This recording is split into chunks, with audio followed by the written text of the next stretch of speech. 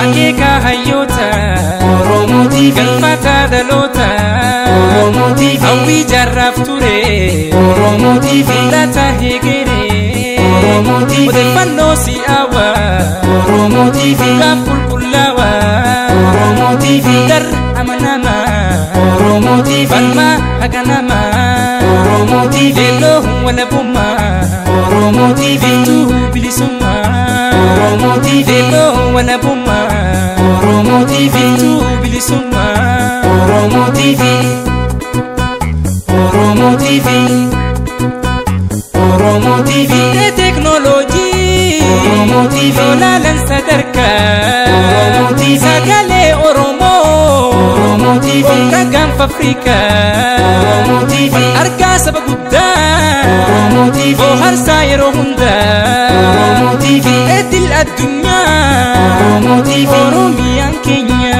Oromo TV Rade bubaha Oromo TV Koma oftaha Oromo TV Rade bubaha Oromo TV Koma oftaha Oromo TV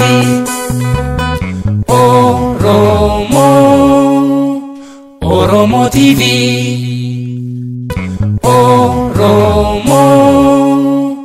Oromo TV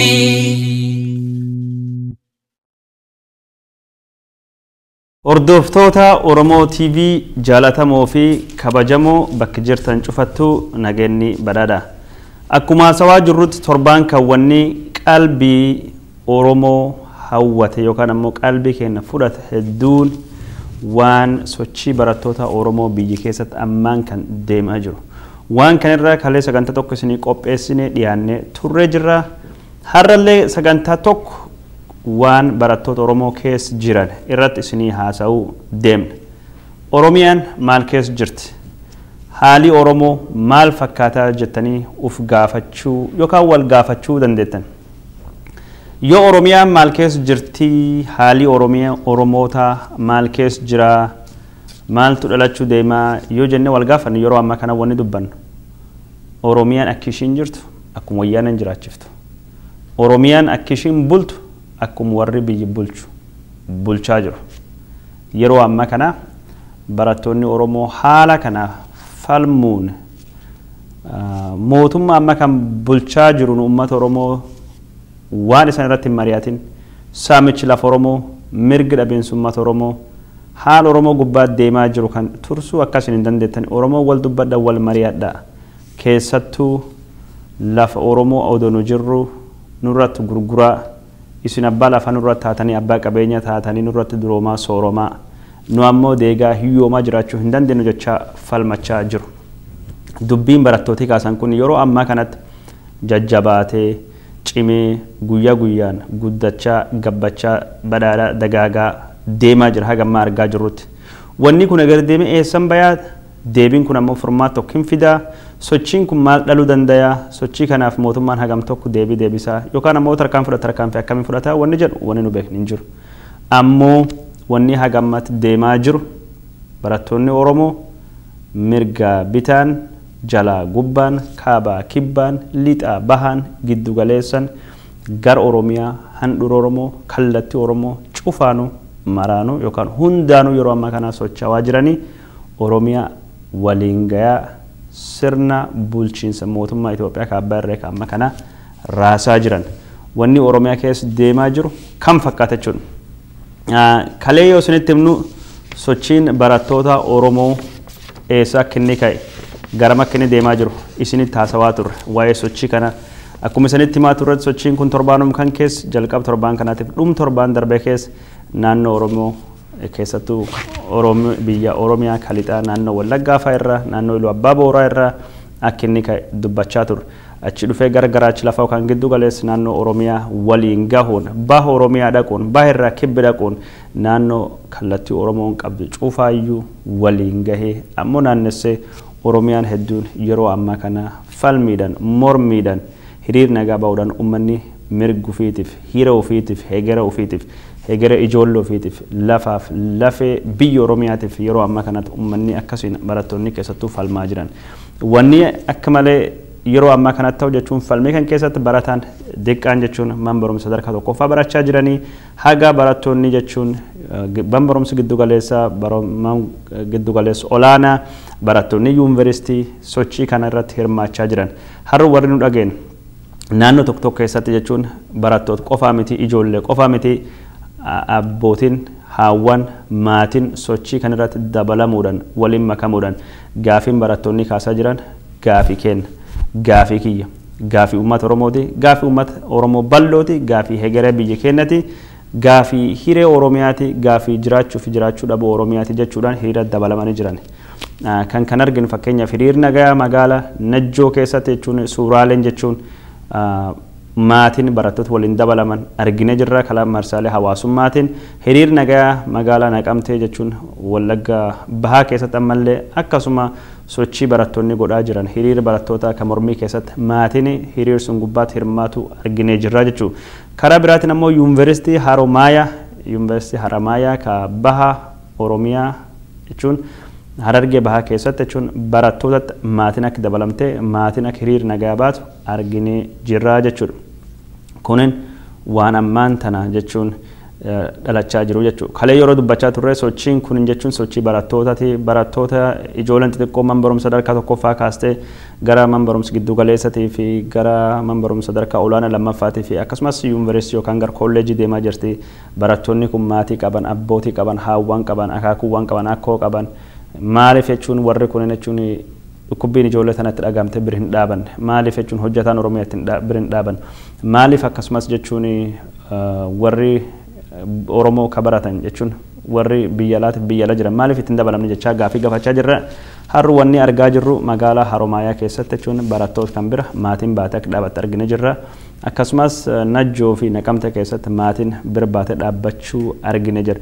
Kun ammoo dabalataan waan tahuu qabu bakka magaalota adda addaa keessatti uummanni Oromoo bal'aan barattoota kan bira dhaabbachuun qotee bulaan Oromoo barattoota kan bira dhaabbachuun horsiisee bulaan Oromoo daldalaan Oromoo akkasumas hojjetaan Oromoo hayyuun Oromoo beekaan Oromoo namni Oromoo kan magaalaaf baadiyyaa jiraas diqqaa guddaan jaarsa jaartiin waan kana tumsuudhaan gargaaruudhaan bira dhaabbachuun malee wanni kun malkaa tokko ceete jechuun bore waan ta'een nu geettiin waan jedhamee yaadamu miti kun waan namni walitti eegu miti.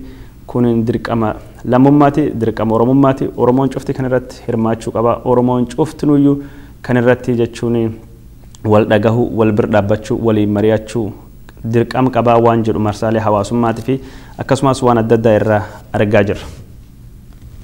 Daawwattoota Oromoo TV yeroo ammaa kana sochiin barattoota Oromoo Oromiyaa hunda waliin gahee jira. Kalee waa tokko isinitti himnee deemne. Maal jennee waan kana waan barattoota Oromoo warri biyyi keessa odeeffannoo gar biyya alaa dabarsaa jirtan yookaan facaasaa jirtan warri biyya alaa ammoo ka odeeffannoo kan wal jala fuudhaa facaasaa jirtan ka iyyi kan wal jala fuudhaa dabarsaa jirtan ka waan kan raabsaa qoodaa waliin dhaqqabsaa jirtan waa tokko godhaa jennee san gaafannee turre. Yeroo waan kan gootan jechuun akka dubbiin tun dhageetti argatu karaa keessattuu miidiyaalee hawaasummaa kan akka Feesbuukii, Tiwiitariitii fi waan adda addaa gubbaatti warri gootan haashtaagii waan jedhamtu tokko itti fayyadamaa. Haashtaagiin tokkichi jechuun kan waan kanaan deemuu qaba. Haashtaag Oromoo Protests. As televezyiinii kan gubbaatti barreeffame argitanii yoo dubbachaa jiru na jalatti agartanii yookaan ammoo haashtaag Oromoo waan kan lama yoo itti dabaltan warri afaan hin beennelleen yookaan warri waan kan hin beennelleen wanchuun warri Oromoo Protestii kun maal irraa haasawaa yookaan Oromoon tun maal haasutti jedhanii Oromoo fi sochii biyyi keessa deemtu kana namni garii hubachuu fi carraaquu ni mala. Sun qofaallee dantoonni miidiyaan adda addaa ka addunyaa ka waan kan jechuun akka hubatan nu barbaadu miidiyaan guguddoon addunyaa jechuun kan akka Facebook kan akka BBC, Al Jazeera, CNN, ABC wanni isaan hedduun hordofan jechuun jechi tokko jechuun jechi yeroo ammaa kana akka malee dhageetti argate deemaa jiru maali jechi yookaan trending jedhame jechuun jechi yeroo ammaa kana namni irratti wal haasawaa jiru jechi yeroo ammaa kana namni irratti barreessaa jiru jechi yeroo ammaa kana namni walii daddabarsaa walii qooda wal beeksisaa walii iyyafataa jiru maali waan jedhan laalan yoo jechi fakkeenyaaf Oromoo jedhu yookaan ammoo Oromiyaa jedhu yookaan Oromoo Protest jedhu haashtaagii sun qabu yeroo hedduu irratti haasomtaatu warri kun jechi kun maali kan namni hedduu nagas gahu namni 40,000 50,000 100,000 irratti haasawaa jiru maali jedhanii akkasiin waan Oromoo waan sochii kana hubachuu yaaluuf amalan.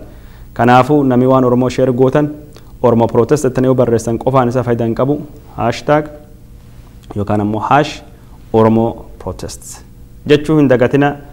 Warri biyyi keessatiif biyya lalleen jirtan jechuun warri biyyi keessa odeeffannoo nu dabarsu akkuma itti jirtanitti itti fufa odeeffannoon isaan nu dabarsan nullee waan sun argannee akka isiniif gabaasnuuf akka dhageettii fi akkasumas ija daawwattoota kennaa buutuu fi waan nu gargaartuu fi kanaafuu isaan odeeffannoo sun nu dabarsaa odeeffannoo yoo nu ergitan ammoo of eeggannoo ofii godhuu hin dagatina. Odeeffannoo kennaa jettanii lubbuu keessanii fi akkasumas bilisummaa keessanii miidhuu hin qabdane. Kanaafuu mootummaan kun waan hedduu to'ataa, telefoon to'ataa, intarneetii to'ataa yoo waan kan gootanii telefoon keessanirra of eeggannoo godha waan garii keessa balleessa. Dhaamsa karaa feesbuukiitii fi karaa waatsaappiitiif akkasumas vaayiberiitii yoo caal dabarsitan tekstii caal akka malee odeeffannoon sun dhoksa yookaan mootummaan argachuu fi xiqqoo hin rakkisa jechuun jennaan. Dhaamsi kun hundinuu encrypted jechuun koodii mootummaan banuu yookaan ammoo laaluu hin dandeenye waan godhameef namni isin hordof yookaan basaasan odeeffannoo kan argachuu hin danda'u.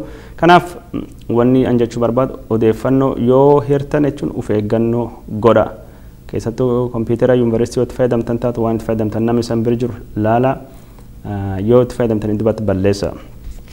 Kunin jechuun gorsi waliigalaa as Oromoo TV akkasumas jechuun marsaalee hawaasummaa gubbaa namni hedduun jejjedhu argine. Of eeggannoon keessan yeroo hundumaayyuu nu barbaachisu yoo isin of eeggattanii jechuun wagootan odeeffannoon akka gaariin nuun baha odeeffannoon nuun bahu qoodantan of eeggannoon keessan akka malee barbaachisa. Oromoo TV'n irra deebises nu hubachiisuu barbaada jechuun. Sochiin barattoota Oromoo jechuun falmiin kun itti fufee jira torbaan tokkoo fi haga ammaa sochiin kun eessa deemaa jira yookaan magaala kamii ka'aa jira kan jedhu maappii Oromoo namni beektan fakkeenyaaf lixa Oromiyaa naannoo adda addaa keessa sochiin kun deemaa jira.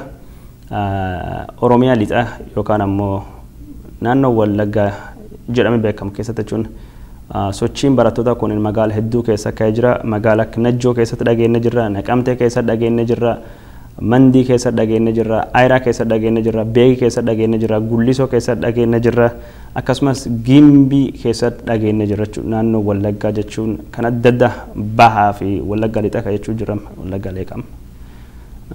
Kan jedhaman hunda keessattuu dhagaa jirra sochiin kun jechuun jabaatee yeroo ammaa kana naannoo san keessatti itti fufaa jira. Kalee yeroo miidiyaan jechuun Faanaa Broadcasting jedhamu tokko jechuun miidiyaan kanaan dura dhaabbanni biyya bulchuu kan Ihaadigii qabu faanaan dabarsu sochiin barattoonni Oromoo yeroo ammaa kana hokkarri barattoonni Oromoo farri nagaa itti fayyadamuuf kaase to'annoo jala oolee jira jedhame dubbatamaa ture. Haa ta'u malee har'a yuunivarsiitii jechuun Wallaggaa dameela adda addaa keessatti kan Najjoo kan Naqamtee keessatti hiriirii kun cimee itti fufee jira. Keessattuu naannoo garii keessatti barattoonni galgalallee irbaata nyaatanii halkanillee keessatti isaanii hiriira ba'an argine jirra. Naannoo biraatti Haramaayaatti jechuun hiriirii har'allee itti fufee jira. Sun akkasii jechuun Oromiyaa giddu galeessaa keessatti ammoo naannoo hedduu keessatti sochiin kun yeroo ammaa kana yookaan hiriirri kun mul'achaa jira. Naannoo hiriiriitti mul'atu keessa naannoo jechuun Ginciitti mul'atee jira. Muugaritti hiriirri jabaan deemaa jira. Hoolataatti hiriirri godhamaa jira. Caancoo keessatti jechuun barattoonni mana barumsa sadarkaa tokkoffaa hiriira ba'anii kalee sanitti himaa turre. Gaaziin tokko dhoo'ee ture. Gaazii sun jechuun mootummaatti beeka barattoota miidhuu fi jechuun humni xiqqaa dhoosee waan jedhamellee dubbatamee jira. Wanni sun hin mirkanoofnellee jennee dubbannee jirra. Magaalaa Burraayyuu, magaalaa Amboo, magaalaa Tulluu Boolloo, magaalaa Fincaa, magaalaa Qilxuu Karraa, magaalaa Jalduu, Sulultaa naannoo hedduu kan akka magaalaa Walisoo fa'aa keessatti hiriirri nagayaa kan mormiin barattoonni Oromoo godhaa jiran itti fufee jira jechuudha. Jechuun kan ammoo karaa baha Oromiyaatiin sochiin kun babal'atee deemaa jira. Yoo baha Oromiyaa jechuun naannoo Harargee baha keessatti sochiin jalqaba yuunivarsiitii Haramaayaa keessatti jechuun sochiin hiriirri mormii deemaa ture. Sun irratti ammoo barattoonni lama ijjeefamuun mirkanaa'ee jira.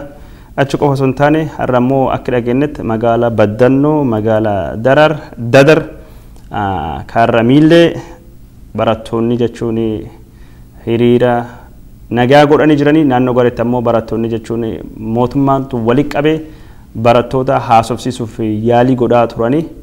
barattoonni hedduun gaafin isaan gaafatanii lafti Oromoo maaliif samama qotee bulaan Oromoo maaliif buqqifama maqaa maaster pilaanitiin uummata Oromoo miidhuu dhaaba misoomii uummati Oromoo irra hin fayyadamne bu'aan isaa maali jedhanii bulchitoota aanatiif akkasumas bulchitoota dhaabbata dimokiraasummaa uummata Oromoo ka barattoota mari'achiisuu dhufan gaafachaa turanii akka jechuun odeeffannoon nu arganne keessattuu magaalaa Kaarramillee faa magaalaa Daldala arganne akki jedhutti warri bulchitoota ka mootummaa ka achi dhufe nu waan akkasii haasa'uuf hin dhufne wanni maastera pilaanii isin hin ilaalu wanni qotee bulaa buqqisu qotee bulaa Oromoo buqqisu jedhan waan dhugaati miti dhara dubbiin kun isin ilaaltu nu wanni nu haasa'u dhufnu akkamiin isin barachuu qabdan akkamiin isin barumsa qulqullinni qaba argachuu qabdan kanaafuu waan barumsa haasofna jedhanii barattoota deebisanii fi jedhan barattoota waan qulqullinni barumsa haasofnaa malee nu waan tasgabbiiman barumsa haasofnaa malee waan master pilaanii dubbiin kun dubbii isin ilaaltu miti jedhanii deebii kennamee fi barattootaan callisaa yookaan adabadhaa baradhaa jedhanii barattoonni ammoo callisnee adabannee baradha wanni jedhamu hin jiru biitii Oromiyaa saamamaa harmeen Oromiyaa bowaa miidhama wanni nu callisnee barannu hin jirtu kun gaafii mirgaati gaafii haqaati ka isaan gaafachaa jirru jedhanii barattoonni sagalee ol fuudhanii lallabanii dubbatanii walii galtee tokko malee jechuun marii magaalota adda addaa keessatti godhame har'a addaan bahanii gargarii galanii barattoonnis mootummaan waan inni haasa'u yookaan inni dhaga'u yookaan kaadiroonni mootummaa naannoo Oromiyaa yookaan bulchitoonni OPDO waan haasa'an dhaga'uun barbaadanii OPDO leen ammoo gaafii barattoonni gaafataniif deebii waan tokko hin qaban yookaan deebisuu hin danda'anii kanaafuu barattoota fi humni tikalleen naannoo adda addaa keessatti jechuun walii gaarrafachaa barattoonni hiriir nagaa bahanii akka isaan hin banamu mootummaalleen bakka hedduutti dhorkaa yookaan ammoo dhowwaa akka inni oole Harargee bahaa naannoo Baddannoo Calanqoo akkasumas Dadaree fi Kaarramillee irraa oduun nuun baate Oromoo TV'tti himti. Oromiyaa kibbaa keessatti ammoo sochiin kun jechuun Yuunivarsiitii Madda Walaabuu magaalaa Roobee keessatti sochii guddaatu deemaa jira waan jedhu dhageenye jirra. Kaan ammoo Bulee Horaalleen baatee jirti sochiin kun magaalaa Shaakkisoolleen baatee jirti waan jedhu jechuun walumaa galatti wanni sochii kana ka hagammaa deemaa jirtu kan fakkaatu. Yoo nama hagamittuu madaa'ee ammoo nama hagamittuu du'ee jettanii gaafatan jechuun odeeffannoon qulqullooftu bakka irratti hin jirtu. Barattoonni Oromoo hedduun qabamanii jiranii miidhaman hedduun mana hidhaatti hidhamanii jiranii yeroo ammaa kana mootummaan jechuun poolisii naannoo Oromiyaa jedhu ofirra dhiisuun jechuun warra humna tikaa amanamaa ka sanyii uummata Tigraay irra ijaarame Agaazii jedhamu naannoo Oromiyaa keessatti bobbaasee jira. Agaaziin kun yeroo ammaa kana namu arga cufaayyuu nan barataa fakkaatu barsiisaa barataaf mararfataa yookaan ammoo barataa waan akkasiif dadammaqsaa jedha. Sabboontota Oromoo qabaataa Oromoo jechuun nama waan kan dadammaqsee cufa hidhaan mana hidhaan naqaa jira. Kaan ammoo nam hedduullee tumee jira.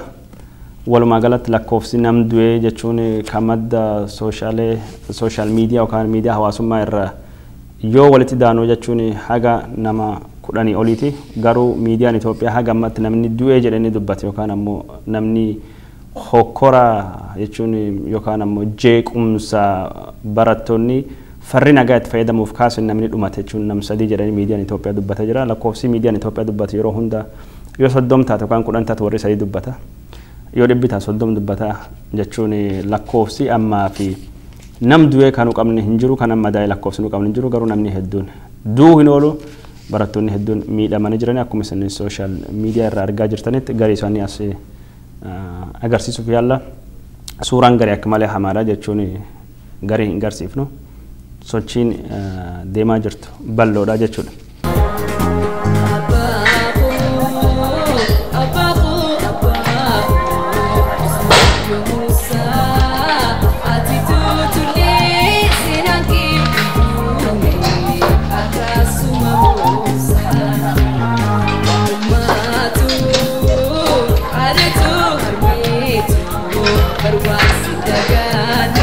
Rabbi jannata siya kana misu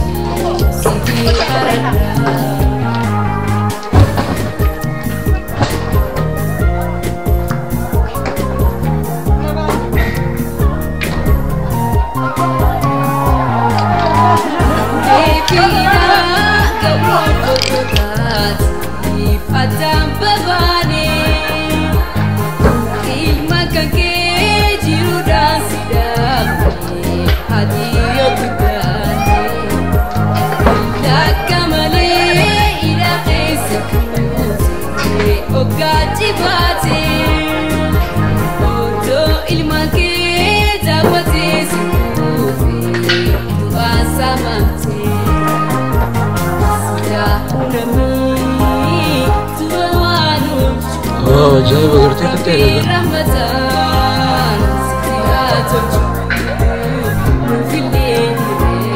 ولا سوداني زرد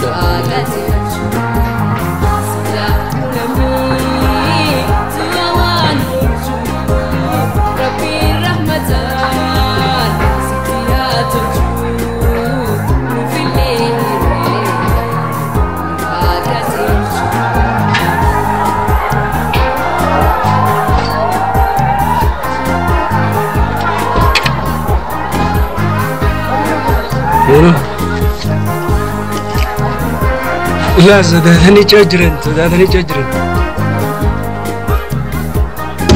سوداني تجرن داي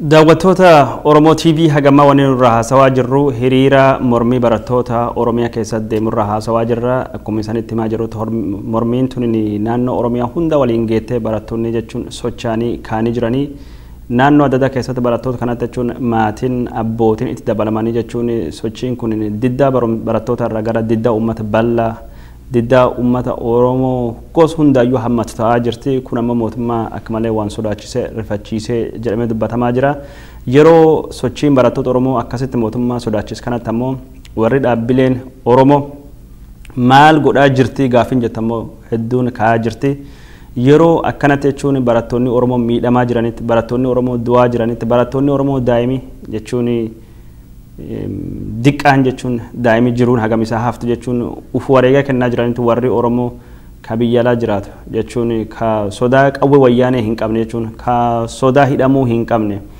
ka dubbachuu jechuun mirga dubbachuu hin dhabiin kan ukkaanfamne jechuun ka marsaalee hawaasummaadhaan dubbachuu danda'u ka raadiyoon dubbachuu danda'u televezyiiniin dubbachuu danda'u maal godhaa jiranii gaafin jettu akka malee yeroo ammaa kana kaasee dubbatamaa jirti kan irratti jechuun mee wanni isa wal gaafachuu qabdan jedhu warri marsaalee hawaasummaa gubbaatti jechuun dallansuu qaban hedduun dhaabbileen uummata Oromoo bakka bu'uuf hin jedhan dhaabbileen siyaasaa maal godhaa jiran maal baasaa jiran maal barreessaa jiran ibsee ejjennoo warra maal fakkaata waldaaleen hawaasa Oromoo maal godhaa jiran waldaaleen qorannoo Oromoo maal godhaa jiran waldaaleen dubartoota maal godhaa jiran kanaafuu dhaabbileen siyaasaa Oromoo yeroo ammaa kana adda addummaa qabdan gara gama godha adda addummaa qabdan dhiisa tokkummaan wal bira dhaabbadhaa ibsa ejjennoo baafadha uummata Oromoo jechuun wal bira dhaabbachiisa uummata Oromoo tokkummaan gara mirgi isaaniitiif qabsoo isaaniitti coroorsa waan jedhachuun karaa miidiyaalee hawaasummaa irraa argaa jirra jechuun yeroon ammaan tana Oromoo yeroo gandaan naannoon lagaan amantiin loqodaan tolqoodumatti yeroo Oromoon tokko taatee diinii jechuun hunduma Oromoo akka tokko laalee fixaa jira kanaafuu nulleen tokko taanee waan amnu dhuuf kan ofirra deebisnu yeroo Oromoo wal bira dhaabbatee rakkoo Oromoo gubbaatti fi uummata Oromiyaa irratti xiyyeeffatte kan ofirra jechuun deebii kennuuf yookaan ofirraa qolatu jedhanii dhaamsa dabarsaa jiran kanatti aansee marsaalee hawaasummaa gubbaatti warri Oromoo maal jechaa jira waan amma deemaa jiru kan irratti Oromoo maal walaasawaa jira Oromoo maal dubbachaa jirti waan jedhu irraa haasa'uu yookaan irraa dubbachuu deema yaada nam tokko isinitti himuu deema Abdii Muudee ka duraatti maqaa dhaasuun akkas jechuun barreessa an dubbiin kun namamsiisee jirti Oromoon feesbuukii irra jiranii deeggarsi isaanii barattoota Oromoo mul'isuuf maaliif feesbuukii isaanii halluu yookaan ammoo bifa yookaan ammoo suuraa jijjiiruu dhaban jedhee gaafate inni akkas jennaan ammoo namni biraa jechuun Aashaa Oromiyaa Alii jedhamtu achirratti yaada kennitee jirti maaliif waan Oromoo jechuun hiruun jechuun waan Oromoo jechuun barreessuu namni callisa malagata waan nama ajaa'ibuudha abdii keenyatti deebii deebisteef suuraa Oromiyaa namni jedhama kabira ammoo warri alaabaa Faransaayeen profaayilii piikcharii keessan babbareechaa turtan har'a eessa jirtu yeroo obboleeyyan keessan dhiigni lafatti jigu jedhee nam gaafate jira. Sirkannaa Ahmed immoo marsaalee hawaasummaa sun gubbaa Facebook gubbaa isheen akkasitti barreessite. Salphina kana keessa akka itti baanu na rakkaa jira'an. Yeroo Faransaay jecha akkasitti godhachaa turre amma garuu namni dubbachaa jiru waa'ee barattoota Oromoo ni xiqqaata. Maaliif? Maal akka godhuu nuuf galu dide rakkoon fincila sila osoo beekanii gaarii ture. Aashaa Oromiyaa deebite. Fagoo hin deemina. Dhiyootan waan argame waliin yaadanna. Oromoonni onnee walirratti qabuu malee wayyaanee yookaan nafxanya irratti maaliif hin qabne? Aashaa Oromiyaa immoo akkasitti itti fufte. Fagoo hin deemina. Dhiyootan waan argame waliin yaadanna. Oromoonni onnee walirratti qabu maaliif wayyaanee yookaan nafxanya irratti hin qabne? Deebinaa deebisa ulfaadhaa jettee jirti. Wanni kun garsiisu maali? Marsaa hawaasummaa gubbaatti jechuun calleessattu jira. Marsaa hawaasummaa gubbaatti namni dubbachaa hin jiru, wabarreessaa hin jiru, suuraalee akka barbaachisaa jechuun walii qoodaa hin jiru. Gaafa wanni tokkin kaati jechuun waan biyya la taate Oromoon hedduun daddaftee wal jala dabarsitee iyyitee waliin geetti. Yeroo ka Oromoo taatammoo namni dubbachaa hin jiru waan jedhu. Namni hedduun yookaan namni gariin yaada akkasii qaba. Yaada sun akka isaan beekaniif jechuun kana isiniif illee jechuudha. Kaan ammoo yeroo ammaa kana jechuun ibsi ejjannoo akkuma isiniin jedhette jechuun dhaabbilee siyaasaa hedduu irraa kennamaa hin jiru. Ka biyyi keessa jiranii fi biyyi keessa hin jirrelleen uuma wanni isaan baasan guddoo dubbatan hin jiru. Koongireesiin Federaalistii Oromoo Disemberii saditti yookaan Disemberii lamatti akka dubbate jechuun yoo mootummaan waan kan hin dhaabne jechuun ijjeechaa fi hidhamuu barattoota ka mootummaan uumaa jiru kan yoo hin dhaabne taate fincilaa waliigalaa ka Oromoo biyyi keessaaf biyya alaa dabalatu yaamuu dandeenya waan jedhu dubbatanii jiranii jechuun isaalleen sun yaalatu waan isaan jedhan hin jirtu. Koongireesiin Federaalawaa Oromoo ibsa jabaa fi bal'aa guyyaa kaleessa Disemberii 2015 dabarsuun ni yaadatama. Gurmuun deeggarsa Koongireesii Federaalistii Oromoo kan idilee addunyaa waamicha waliigala dabarsuu fi marii irra jira. Hagasiifuu ilmaan Oromoo fi quuqamtoonni yookaan firoonni saba kana cuftuu waan kan godhuu qabanii jedha. Tokkoffaa profaayil piikcharii keessan gara miidhaa fi ijjeechaa Oromoo irratti gahaa jiru agarsiisutti akka jijjiirtan. Lammaffaa waan barreessitan mara keessatti jalqaba irratti yookaan dhuma irratti haashtaagii Oromoo protest yookaan haashtaagii Oromoo kan jedhu itti dabala. Ispeelingii qubee akkuma barreeffam kanatti barreessa jechuun Oromoo protest yookaan haashtaag Oromoo sun akkuma jirutti barreessa afaan Oromootiin deebisina yookaan ammoo qubee adda addaatiin barreessina gosuma kanaan barreessa.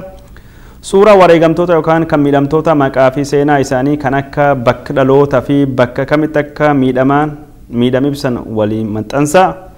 Kanaan achi suuraa 1,000 yoo maxxanstan maqaa yoo hin qabne eenyu akka ta'e yoo hin beekamnee fi eessatti yoo hin beekamne bu'aa hin qabu. Guyyaa kama miidhamni akka irra ga'e yoo hin ibsamne dhaabbilee mirga namoota ta'anii fi miidiyaalee fayyadamuu hin danda'anii seenaa nama sanillee akkanumatti bada. Kanaafuu maqaa isaa barreessaa. Bakkitti wayyaaniin rukutee yookaan dhaante yookaan ajjeeftallee barreessa. Guyyaa wanti kun ta'e waliin maxxansa yoo dandeessan barata mana barnootaa yookaan yuunivarsiitii eessa akka ta'e ibsa. Kanaan achi ammoo qabsoon itti seennu kan moohannu ta'uu beeka. Abdii guutuun qabsaawaa hammeenyaa fi cubbuun hanga feetallee tuulamtu haqni yookaan dhugaan ni moote. Hin qaldatti malee dhugaan hin cittu. Obsa jabaadhaa wal jaaladhaa wal qabadhaa injifannoon kan uummata Oromooti jechuun Koongireesiin Federaalistii Oromoo jechuun karaa feesbuukiitiin dhaamsa tokko barreessa jira. Haa ta'u malee ejjannoon dhaabaa maal akka taate wanni beekamu hin jiru. Ejjannoo dhaabaa dabarsuu fi dhaabni yeroo ammaa kana biyyi keessa fi biyya alatti wal mari'achaa jira waan jedhudha wanni nu argine jechuudha. daawwattoota Oromoo TV duuba namni adda addaa miirisaa karaalee marsaalee hawaasummaatiin yeroo ammaa kana ibsachaa jira. Namoonni Oromoo jechuun marsaalee hawaasummaatiin miirisaanii ibsatanii darbanii karaa viidiyoo adda addaa uf waraabuudhaan dhaamsa kennaa nam jiran namoota hedduutu jira. Sun keessa nam tokko dubartoonnis hirmaannaa guddaa keessa qabaachaa jiranii. Morkee Baqqalaa nam jedhamee fi Biiftuu Gadaa Godaanaa warra jedhaman jechuun dhaamsi isaan dabarsan waan hedduuf keessa qabu waan ta'e arginee fi daawwattoonni Oromoo TV yoo waan kan dhaga'an jechuun irra waa arguu danda'an yookaan ammoo waan gaarii irra hubachuu danda'anii dhaamsi isaanii Oromoon bahuu qabaa jennee waan amannee fi dhaamsa warra lamaan kana dabarsuu feena. Kaan ammoo jechuun wanni amma Oromoo TV irra deebi'anii barbaadu namni waan kana qooduu barbaadan namni waan kana dabarsuu barbaadan yeroo itti fayyadamtan hundaayyuu #Oromo protest yookaan #Oromo hin dagatina sun godhaa isiniin jenna. Shamaa harka fuune daawwattootaaf hordoftoota feesbuukii korraa bakka jirtanitti nagaan koo qilleensa irra sinaa ga'u. Gadda guddaa sunatti dhaga'ame jira obboleessa kiyyaa obboleessa keenya kan Aramayaa irratti lubbuun isaa darbite. Rabbiin biyya itti salphisu maatii isaatiif jabina halaatu hiriyoota isaatiif jabina halaatu jecha dhaamsa asumaan qabu warra caffee Oromiyaa yookiin bakka Oromoo bu'ee jiruuf dhaamsa ani isaaniif qabu sheer godhaa biraan naagaan jedha. Yeroo durii Oromoon hin baratinii Oromoon sagalee reediyoo cabsaa maal jedhee warri ifaaf ifatti baasee nutti mee nu miidhe ifa ta'uusaa beennee har'a dubbataa jirra. Inni kummoo bifa qayyaratee baradhaa obbara jabaadhaa jedhee dhufee maallutti fidaa jira. Ijoollee keenya hanga seen barattee dhaqxee yuunivarsiitii geessutti callisee gaafa see yuunivarsiitii geessu rakkoo tokko waggaattis laa meeqatu nu eebbifamaa meeqatu waan tokkorra nu gaa guddina biyya keenyaatiif guddina lammii keenyaatiif meeqatu waan tokkorra nu ta'a namni 78 jechuun mee yaada qabeenyaa Oromoo tokkorra waa'ee maaster pilaanii lafa Finfinnee san hanga meeqa dachaa caala sun lubbuun isaanii wareegamee ammas wareegamaa jira. Maaster pilaanii dheengadda waa'ee isaa mari'attanii buraayyuutti akkaataa itti mari'attanitti sagaleedhaan hin dhagee. Uummanni yoo didee yoo warqiillee nuu baasa ta'ee hin barbaannu hin hafaa jettan. Uummatni kun kami? Uummatni kun isa gararraa barreessanii gajjallaadhaa jarri qubaanitti mallatteessani moo? Uummanni barattoota caalutu jira. Uummatni ijoollee keenya ola deemtu kana caalu jira. Uummanni ija keenya borii agartuu keenya gurra keenya abjuu keenya borii caalu jira. Ijoolleen Oromoo abjuu keenya boriiti. Qabeenyaa keenya boriiti waan nuti ofirratti hin beekne warqee dheedhii bishaatee cirachuuf kaane jechuudha ijoollee yuunivarsiitii keessa jiran. Qabeenyaa keenya. Har'a haa ta'u gaafa reeffi mucaa kanaa maatii isaatti galu sabbata garaa isheetti hidhattee agabuu bultee nyaachuullee dhabdee mucaan koo borachi ga'ee aara galfadhee nyaadha jettee abdii godhattee eegaa jirti. Inni immoo abjuunsaa obboloota koo kana fixee barsiisee waan tokkorraa hangaa jabaadhaa obbolaa koo jedhee jabina haamilee obbolaa isaatii kennaa jira ta'a. Jabaadhaa jedhee har'a garuu sababa bulchiisa gaarii hin qabneef uummata dhaaba nuuf fuuldura dhaabbatu hin qabneef dhaaba nu deeggaru hin qabneef ijoolleen keenya reeffa taatee manatti galti. Lafi kun lafa kana nu barattootatu irra jiraatan miti. Situ aangootti qabata. Murteessuu dadhabuun kee kana murteessuu dadhabuun kee ijoollee Oromoo kana nu hambisuu dhabuun kee baay'ee na gaddisiisa. Caffeen Oromiyaa yookiin Oromoonni warri dhaaba OPDO taatanii dhaabbattan kanarratti ejjennoo dhabuun keessan baay'ee na gaddisiisa. Gaafa ilmaan Oromoo du'u isinirraa hir'ataa jira. Ijoollee dhaaba biyya kamii dhumaa jira. Isin ofumaa akka cinaanii jala rarraatu waan tokko murtii tokko nuuf hin laattan. Hammam jiraattu lafa maaster pilaanii kana hingaa jettanii hambisuu dhabuun keessan haamilee waliigala uummata Oromootiif miidhaa guddaa hanga harka keessan jiru hanga biyya keessan itti jirtu hunduudhaan isin baatii lubbuun lafa keessan irratti ijoolleen keessan dabaltee irratti dhumtuuf sababiin ijoolleen Oromoo dhumtuuf maaliif sababii ijoolleen reeffisee fe'amee manatti galuuf maaliif utuu isin jirtanii walii galtee dhabuurraan basaasa hudduu jalanu keessanii shan uummata walitti hiitanii gaafa ijoolleen mari'attee waan tokko gootu akkaseen galma hin geenyeef shaneedhaan walitti hiitanii ijoollee dursitanii waraana agaazitti naqsiisiistanii ajjeesistu. Maal godhe ijoolleen Oromoo maal mari'ataa jiru jettanii isin taayitaa keessan irra turuudhaaf jecha ijoollee keenya ajjeesistu. Kan isaan dhumaniif isiniif jecha mirga keessan falmachiisuuf sababa isaan kana godhaniif kabajamtu. Sababa barattoonni kana godhee bakka jirtanitti kabajamtanii jiraattu. Jaarsoliin biyyaan jiranii kan waan kana ba'ee irratti dubbatu. Abbooliin hin jiranii, harmooliin hin jiranii akka mareef ijoollee Oromoo keenyaa gala. Kan isaanii irratti mana kee keessatti jireenya kee irratti Finfinneen kanaan dura isin fe'anii Adaamaa dhaqanii isin kaa'anii. Akka feestaalee haadha sirrii fannisanii immoo Finfinneen immoo Oromiyaa dhachuu ittiin isin nagaduu fidanii as isin deebisanii. Kun mirga keessan isin nama har'a mana hudduudhaan gatteessan tokko Finfinnee keessaa hin qabne. Isiniif jecha dhumaa jiru ijoolleen kanarratti isin immoo achi teessanii hin ta'u jechuudha dhabuun keessan caba guddaadha kun. Caba guddaadha kun uummata Oromootiif. Uummata Oromootiif kun cabaan gadiiti. Soofaarra teessee jirra teessee jirta. Lubbuu kiyyallee na jibbisiise maaliif hin obseen taa'u mana keessa kan kaan afaan dibatee jiraataa jiru meeqa jira. Keessa kootu na rafuu dide. Keessa kootu na dhukkube. Ilmaan Oromoo gaafan jedhu ana Oromoo baha Oromoo kibbaan lubbuun Oromoo walii gala kan kiyyanatti fakkaatu. Har'a bara jaarraa 21ffaa keessa nuun reefi keenya lafa keenya irratti hidhamuudhaaf. Osoon boombii liqimsee yeroo kanatti isinitti dhoohee lafasaa jiraadhee gammachuun argu. Yeroo kanatti waan tokko uumee na bira jiraadhee waan tokko godhee waan hin sodaadhuun qabu. Biyya keessallee ta'e biyyatti hin beeknetti Sudaanii irratti illee dhabeetti Oromoon komitiin eessatti illee dhabeetti Oromoo dhabaa dudduubatte deemni taa'ee mini qabban gubbaa keessa konna dadhabeennaan kana dubbatta. Dhaamsanis ni dhabuu sadumaa caffeen Oromiyaa Oromoon bakka jirtu murtii kana yeroo gabaabaa keessatti torbee 10 hin jedhin nu dhageessisuu qabdu haga'u barattoonni Oromoo walii galli immoo bakka jirtu barumsa dhaabi.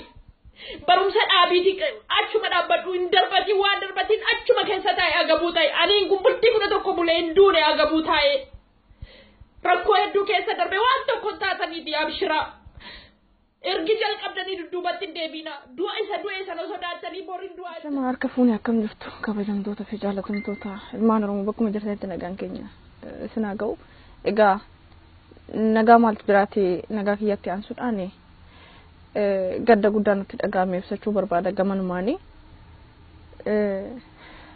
Barattoota keenya lubbuun isaanii kaleessas ta'e har'as lubbuun isaanii darbaa jiru. Rabbiin biyyoota salphisuu maatii isaaniitiif hiriyoota isaanii lammii isaanii hundaaf jabina jecha. Dhaamsa xiqqoo wayiin qaba. Dhaamsi kiyya tokko uummata biyyarra jiraniif. Lammaffaa immoo OPDOdhuma silaa hoogganaa gaarii hin qabnu nama nu hoogganu waan hin qabneef barattoonni keenya dhumanii isaaniif jechuudha. Duraan dursarratti dhaabbanni dimokiraasii uummata Oromoo sun maaluma nu hojjechaa jira? Maalinni bara baraan ilmaan keenya dhumaa jiran? Maalinni bara baraan barattoonni dhumuun? Waggaadhaan barattoonni keenya gabbara seexanaati. An akka horii reeffi isaanii ufatti gad jigeetoo reeffi isaanii fe'amee galu bara baraan yuunivarsiitii irraa. Barataan tokko ija uummataati. Barataan tokko qabeenya uummataati. Lubbuun barataa amma kanaa miti. Lubbuun barataa takkitti ba'uun qabeenyi biyyarra jiru hundi barbadaa'e jechuudha. Barataan abdii uummata Oromooti. Nuti isaanitti abdii godhanneeti kanarra teenya. Boru biyya keenya isaantu bulcha. Boru isaantu biyya dhaala. Warri har'a teessurra ta'anii bakkee isaanitti bashannan sun isaaniif jecha kabajaman. Sababa isaan lolanii sababa isaan mirga isaaniitti falmatanii irra nagaa ba'anitti. Wayyaaniin afaan irraa qabattee taa'uu dandeesse amma kana sodaatamanii teessurra turan. Silaa hootan qaata buqqa'ee hunduu biyyarraa. Amma kana biyyumti nu harkatti hafte tunu nu harkan jiraatu turte. Too barataan falmuu baate. Barataatu mirga nutti horaa jira. Maalin irraa sababni barataan itti dhumuuf? Maalin irraa sababni isaan bara baraan reeffi isaanii fe'ame? Maatiin isaa ilmi kiyya baratee bakka guddaa naagee jedhee Nagee dhufa jedhee otoo eegu bakka fixuu geetti. Abdiin isaatiif kaayyoon isaa yoo karaa irratti jiru. Kaayyoo qabu hunda otoo galmaan hin gaatiin lammii isaatiif biyya isaatiif jedhee ogaa wareegamu lubbuu isaa qaalii kan deebiteen dhufne yoo dabarsee kennu. Yoo maal eegna? Isinoo maal hojjechaa jirtu teessoo san teessanii? Maali qoonqoon teessan boruu sinirra dabartii? Ammam nyaattu ogaa dhibba kam meeqa kam jiraattu? Yoo biyya keenya hin kenninu lakkiin kenninu yoo jettan boruu isinumata abbaa biyyaati. Boruu numata abbaa biyyaati. Wayittuu barataan ogaa meeqa yookiin ogaa kuma meeqa biyya kanarra hin jiraatu. Mureen ilmoodhuma keessanii fi barataan ilmoodhuma keenya. Maatiin yoo daftara bitee ogaa meeqa mana barumsatti ergee barattoota barsiisee yuunivarsiitii irra ga'u boru waa tokko naaf buusa jedhetti. Har'a immoo abdiin kaayyoon isaatiif hawwiin isaa galma hin ga'iniif reeffi isaa fe'amee gaafa manatti galu caba. Gudaanisni garaa keessa nama hin baane. Gudaanisni kan duraanii garaa keessa nu jiru iyyuu nurraa hin banne. Isaan fayyine ofitti hin araaramne namni kamiyyuu. Gudaanis san fakkaatu baatnee aadaa jirra.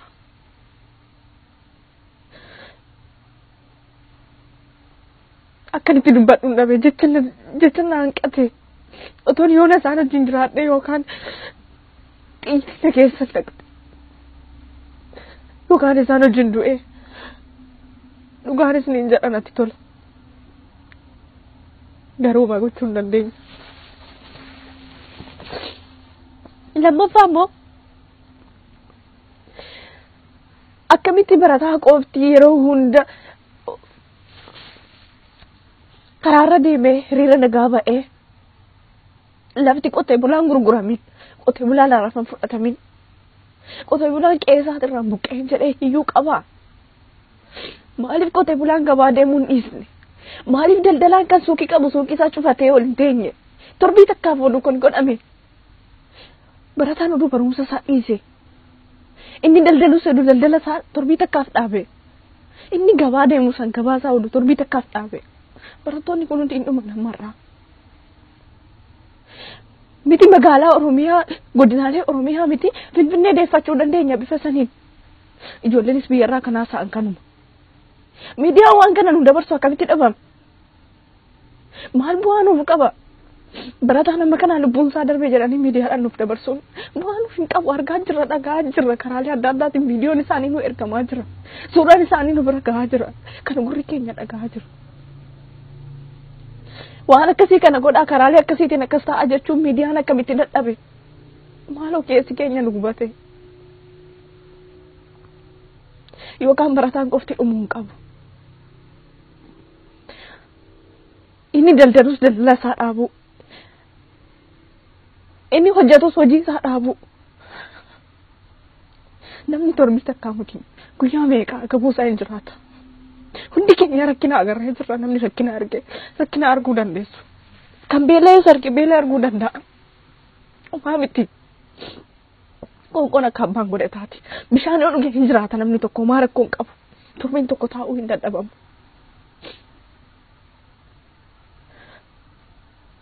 Otoo wanni nyaatamus dhabame. Otoo beellis namatti seene akkuma yeroo darbe beelli biyya keessa seene san isaanis akkittuu jiraatan garaa isaanii hidhanii daa'imman lafee isaanii keessa ol babaate. Kuni ta'uunsaa sababa hoogganaa gaarii hin qabnetti. Oromoon gariin keessan viidiyoodhaan gadi baatanii waa'ee amantaa odeessitu. Rakkinni keenya rakkina amantaa miti rakkina abbaa biyyummaati. Waa'ee amantaa nurraa dhaabaa. Rakkina barataan nurraa dhumaa jiru. Namni tokko du'e, barataan tokko du'e. Ilmaan Oromoo kan godinaalee kamiyyuu hin ta'in ilmaan Oromoo tokkuma. Lubbuun nama tokko, lubbuun obboleessa kiyyaa, lubbuun yookiin nama mucaa darbeessanii anaafis lubbuudha. Akkumaan lubbuun kiyya baatetti. Maal bu'aa qaba? Erga biyya hin qabaanne. Erga bakka itti boqottu hin qabne. Maaliif lolta? Eenyuuf? Boruu erga ilmoon kee ofii keetii har'a hin jiraatanii ilmoon kee boru waan itti jiraattu waan itti boqottu erga hin qabne maalinni? Waan bu'aa hin qabne kun hiikaa hin qabu. barataa qofti bara baraan dhumu barataa qofti kaayyoon isaa karaa irratti hafu itoo galma hin ga'e inni waajjira taa'u inni teessoo irratti taa'ee teessoo isoo maaliin innis baratee miti kan bira darbe innis kaayyoo qaba ilmoo isaatii miti bor ilmoo isaatu dhuma nama biraa miti maaliif manni Oromoo maal irratti ilaala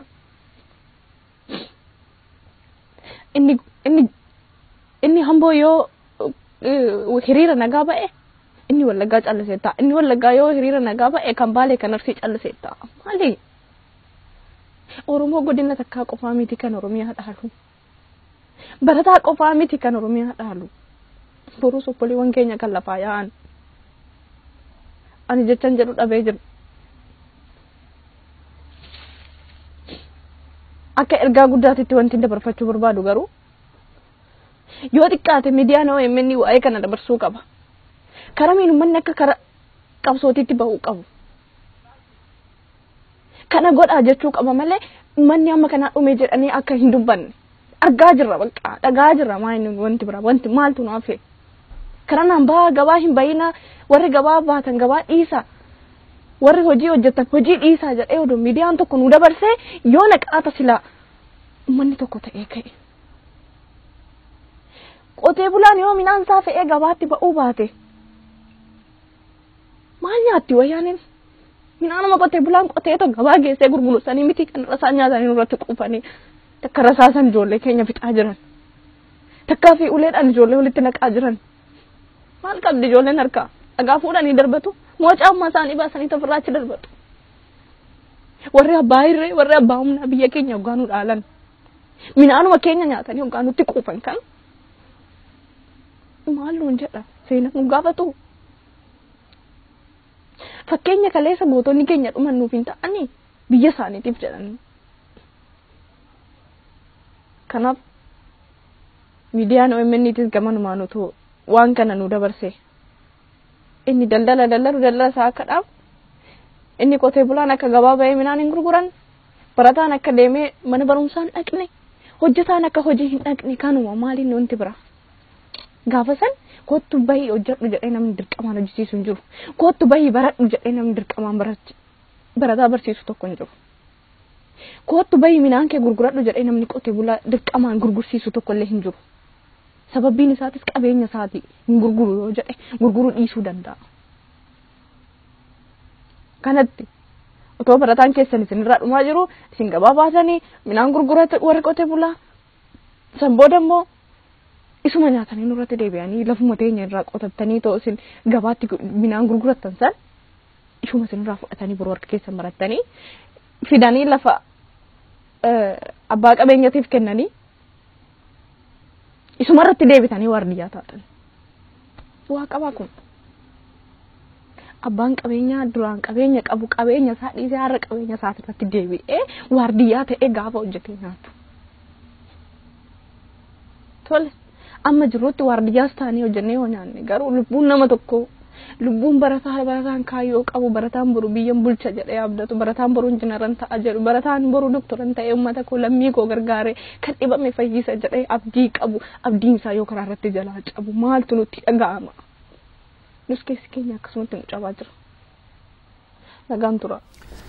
Hayyee daawwattoota Oromoo TV akkuma daawwachaa jirtanis sochiin barattoota Oromoo ka yeroo ammaan kana jechuun Oromiyaa keessatti deemaa jiru naannoo adda addaa keessatti jechuun jabaatee itti fufee jira waan kana miidiyaan akka afaan Oromoo afaan Amaariffaa dubbatanii akka Deutsche Welle VOA gabaasaa jiranii miidiyaan saatalaayitiin Oromiyaa miidiyaa neetwoorkii isaatis gabaasaa jiranii Oromoo TV illee nullee asii kun gabaasaa jirra akkuma agartan miidiyaan biyyallee jechuun dubbii haa dabsitu malee gaafin tokko sochiin tokko akka jirtu dubbatanii garuu wanni kaase hokkar kana barattoota warri farna nagaatti fayyadamuu barbaadu jechuun jeequmsi kaase waan jedhu dubbachaa jiranii suni alatti jechuun miidiyaan addunyaa ka akka Al Jazeera ka akka BBC CNN ABC yookaan ammoo Fox waan tokko irra dubbatee hin jiru wanni kun xiyyeeffannaa isaanii akka argattuu fi hashtagii Oromo protest yookaan hashtagii Oromo jettu sun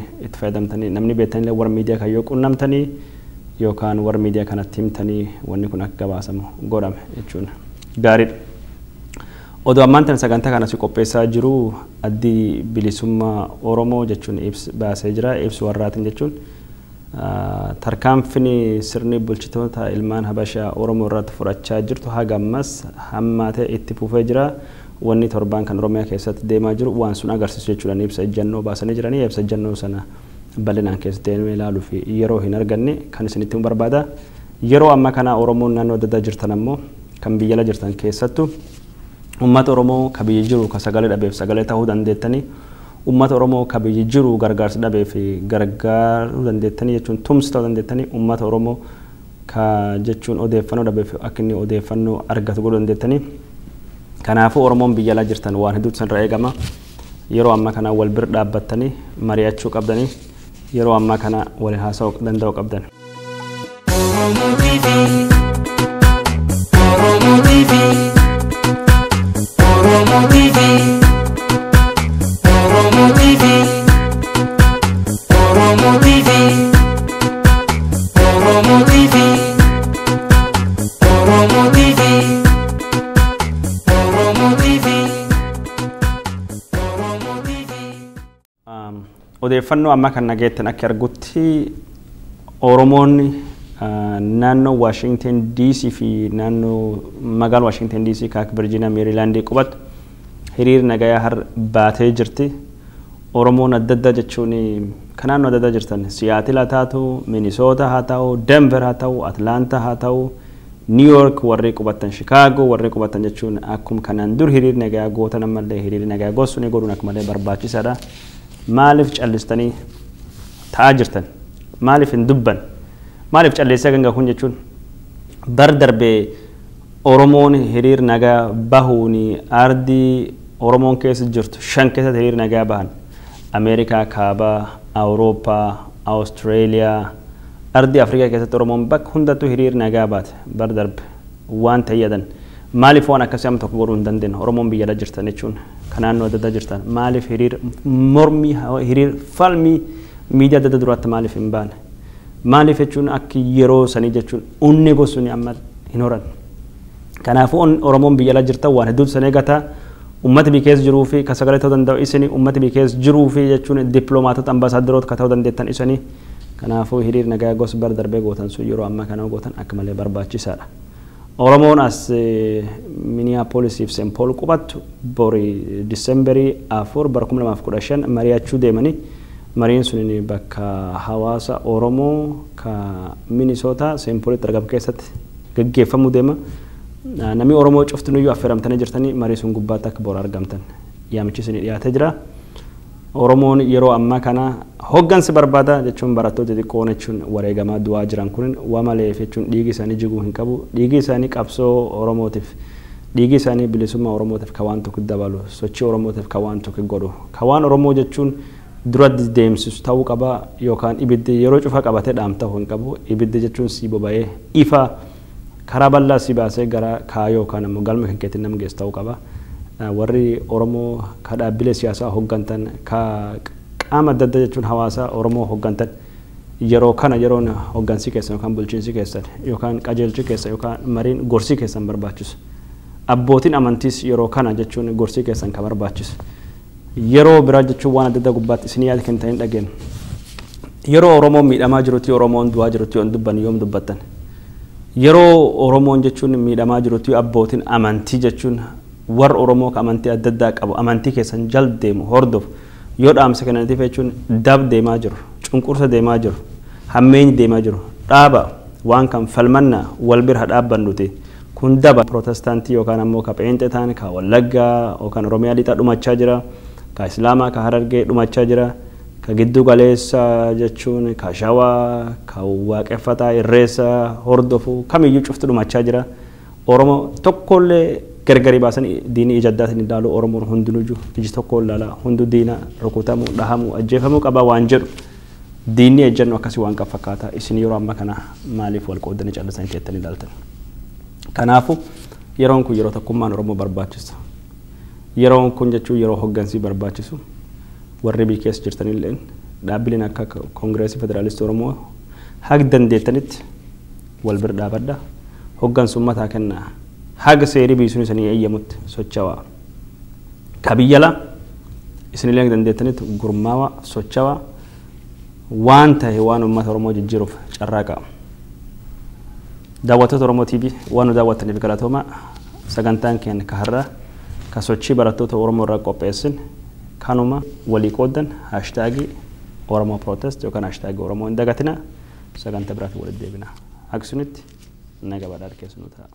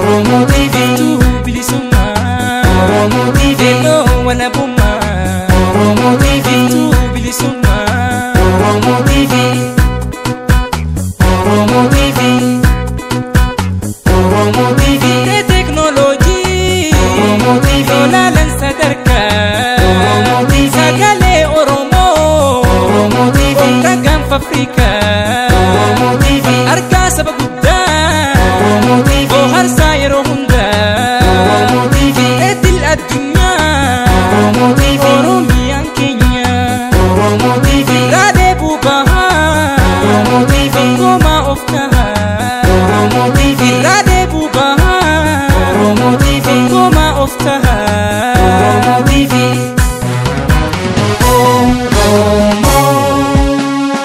Oromo TV